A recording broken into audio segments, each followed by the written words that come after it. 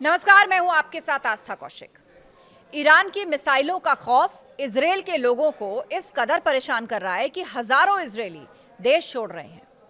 Israel के केंद्रीय सांख्यिकी ब्यूरो ने एक रिपोर्ट भी जारी की है और इस रिपोर्ट में इस बात का खुलासा हुआ है कि साल 2023 में करीब 82,000 लोगों ने इजरायल छोड़ दिया था और इस साल यानी 2025 में यह आंकड़ा बरकरार रह सकता है।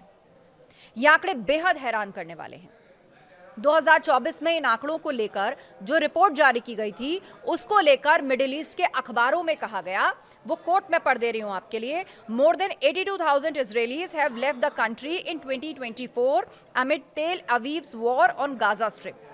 The Israeli Central Bureau of Statistics said that 82,700 people left Israel in 2024.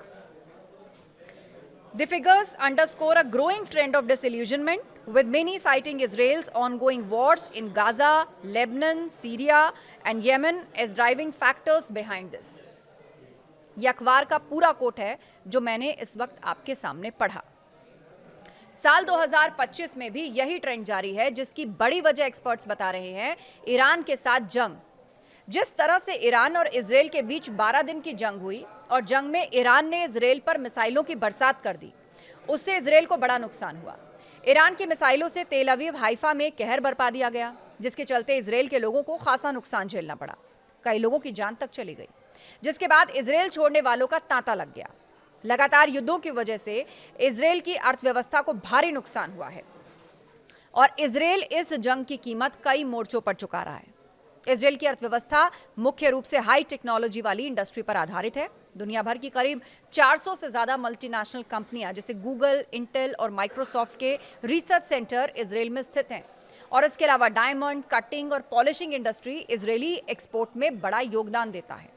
लेकिन जंग के कारण इजरायल को अर्थव्यवस्था के स्तर पर बड़ा झटका लगा है। युद्ध के दौरान भी इजरायल को खासा नुकसान झेलना पड़ा। इजरायल के लिए युद्ध की सीधी आर्थिक लागत बहुत भारी रही। वो हर दिन अरबों डॉलर का सैन्य खर्च कर रहा था, जिसमें मिसाइल से लेकर F-35 विमानों की उड़ान, गोला बारूद शामिल है। और सबसे बड़ा खर्चा तो ईरान की मिसाइलों को इंटरसेप्ट करने में हुआ, जिसके बाद भी ईरान की सैकड़ों मिसाइल इजरायल पर गिरी और भारी तबाही देखने को मिली। इन्हीं वजहों के चलते इजरायल की अर्थव्यवस्था को खासा नुकसान झेलना पड़ा।